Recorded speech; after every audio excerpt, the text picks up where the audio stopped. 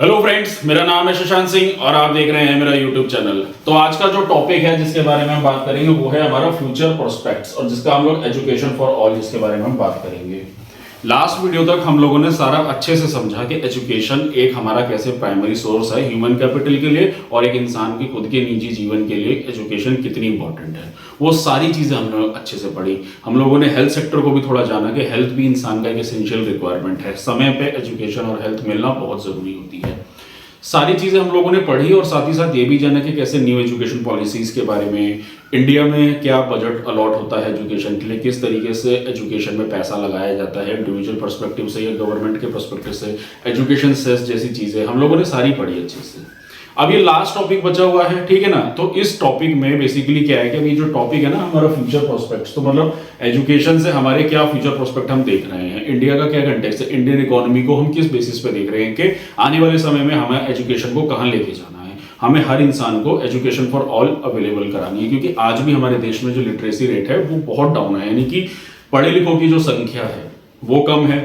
ऊपर से एजुकेशन का भी एक फैक्टर वेरी करता है कि मतलब किन स्टेजेस पे एजुकेशन ली जाती है। जैसे एक होता है कि प्राइमरी लेवल पे आपने एजुकेशन ली है, ठीक है, यानी कि अपने 4th 5th क्लास तक पढ़ी हुई है। उसके बाद बात करेंगे अडल्ट एज तक आपने एजुकेशन ली है, यानी कि आप 10th या 12th तक पढ़े हुए हैं, आपने 12th की हुई है, ठीक है ना। अक्सर आप लोगों ने सुना होगा ना कि 5वीं पास हूँ, 4th पास हूँ, फिर यार 10th तक गए हैं, 12th तक गए हैं। लड़कियों के साथ अक्सर ये देखा जाता है कि 12वीं करा के उसके बाद शादियां करा दी जाती है 18 साल के बाद, ठीक है ना, क्योंकि 17 साल की उम्र में बच्चा जो है 12th कर लेता है, 18 साल की उम्र में शादियां कर देते हैं लड़कियों की।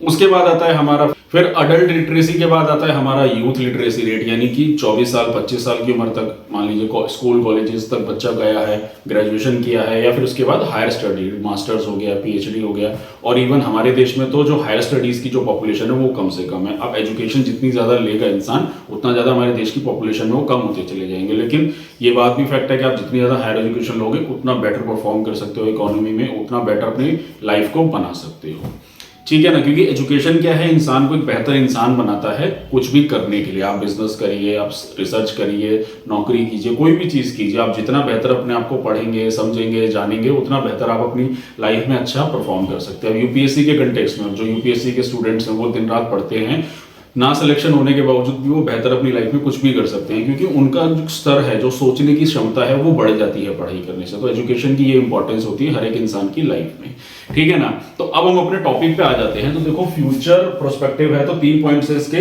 तो पहला है हमारा जो एजुकेशन फॉर ऑल, फिर बाकी का जो अगला है हमारा यानी कि हमारा जेंडर इक्वालिटी या फिर हायर एजुकेशन जो है वो हम अगली वीडियो से कवर अप करेंगे, ठीक है। तो ये पहले टॉपिक है, इसको मैं थोड़ा बता देता हूँ। तो देखो education for all, literacy increased for both male and female. तो जब देश आजाद हुआ तो ये बात रखी गई संविधान में कि भाई एजुकेशन जो है हर इंसान तक पहुंचनी चाहिए। हमारे देश का जो लिटरेसी रेट था वो डाउन था। अब क्या होता है कि जब इंसान पढ़ा लिखा नहीं होगा तो पॉपुलेशन में कहीं ना कहीं बढ़ोतरी देखने को मिलती है, क्योंकि इंसान को समझ नहीं होती है कि फिर बच्चे पैदा करने कितने करने। पहले जमाने में क्या होता था कि लोग 10-15 बच्चे, इतने बच्चे पैदा किए जाते थे। ये जो बात मैं आप लोगों को बता रहा हूँ ये फैक्ट है। देश आजाद होने के बाद जब 1950 या 1960 की जनरेशन के जो लोग थे उस जमाने में, यानी हमारे जो ग्रैंड पेरेंट्स वगैरह हुआ करते थे उस जमाने में, लोग बच्चे जो थे करीब 10-10 बच्चे पैदा कर लिया करते थे, ठीक है ना। तो वो क्या था, एजुकेशन की अवेयरनेस नहीं थी, पता नहीं था लोगों को फर्टिलिटी रेट क्या होता है, महिलाओं की बॉडी पे क्या इंपैक्ट पड़ता है, ठीक है। तो ये सारी चीजें, इसका रीजन क्या था, क्यों, अवेयरनेस नहीं थी, एजुकेटेड नहीं थे लोग। तो मेल फीमेल, मेल का एजुकेशन लेवल ज्यादा दिखा, फीमेल का कम था।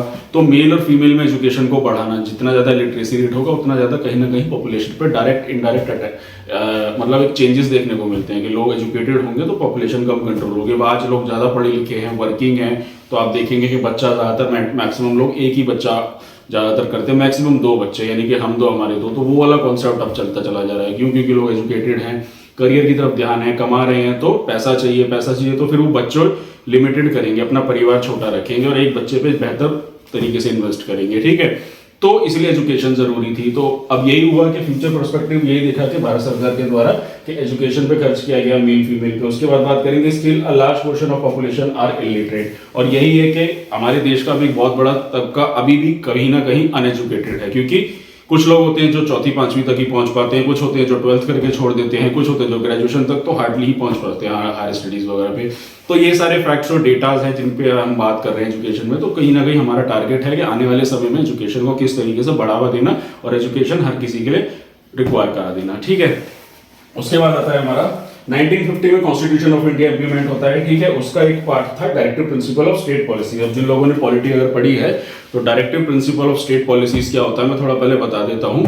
देखिए, एक होते हैं हमारे फंडामेंटल राइट्स, यानी कि जो एप्लीकेबल है हमारे देश में, ठीक है, यानी कि जो हमारे जरूरत है, जैसे राइट टू इक्वालिटी के, हमें अधिकार है बराबरी का, हमें अधिकार है एजुकेशन लेने का, ठीक है। Directive principle of state policy का मतलब होता है कि कुछ ऐसी चीजें जो अभी संविधान में इंप्लीमेंट नहीं हुई है, आने वाले समय में आप उसको इंप्लीमेंट कर सकते हो उस देश को सही और बेहतर बनाने के लिए। जैसे कि मैं बात करूं यूनिफॉर्म सिविल कोड, जो आज के जमाने में इसके बारे में काफी ज्यादा बात हो रही है। यूनिफॉर्म सिविल कोड का मतलब होता है कि equal law for equal and everyone, मतलब जैसे कि जो सिविल मैटर्स होते हैं, जैसे कि प्रॉपर्टी से रिलेटेड हो गया या डिवोर्स से रिलेटेड हो गया, तो वो हर एक धर्म के अलग अलग लॉ है। हिंदू लॉ अलग चलता है, मुस्लिम लॉ अलग चलता है, तो उस लॉ को यूनिफॉर्म करना, एक लॉ कर देना। तो ये directive principle of state policy में बोला गया था कि आने वाले समय में इन चीजों को इंप्लीमेंट किया जाए, इस देश को बेहतर बनाने के लिए, सेकुलर सोशलिस्ट बनाने के लिए। तो उस विचारधारा के चलते हुए directive principle of state policy, यानी कि ये चीजें इंप्लीमेंट नहीं होती पर कहा गया था इसको लाया जाएगा। तो एजुकेशन में भी यही बात हुई थी कि डीपीएसपी को लाया जाए। आने वाले 10 सालों में जल्द से जल्द क्या होना चाहिए कि 6 to 14 ईयर्स इन 10 ईयर्स, यानी कि जो बच्चा है पढ़ाई में, उनके लिए एजुकेशन 6 से 14 साल के बच्चों के लिए फ्री ऑफ एजुकेशन प्रोवाइड होनी चाहिए। ये बात मैंने लास्ट वीडियो में भी बताई थी, लास्ट टू लास्ट वीडियो में, उसमें मैंने बताया था ना कि 6 to 14 ईयर्स की एज तक बच्चों को फ्री एजुकेशन मिलनी चाहिए, और वो एक हमारा फंडामेंटल राइट भी है। तो कॉन्स्टिट्यूशन के इंप्लीमेंट होने के 10 साल बाद इसको इंप्लीमेंट किया गया था, ठीक है ना। तो बस ये था पहला पॉइंट जिसमें मैंने बात करी एजुकेशन फॉर ऑल, के लोगों को, हर एक इंसान को एजुकेशन मिलनी चाहिए, और ये डीपीएसपी भी कहता है हमारे संविधान में, और इसी तरीके से चीजें एक अच्छे तरीके से सुधर सकती हैं।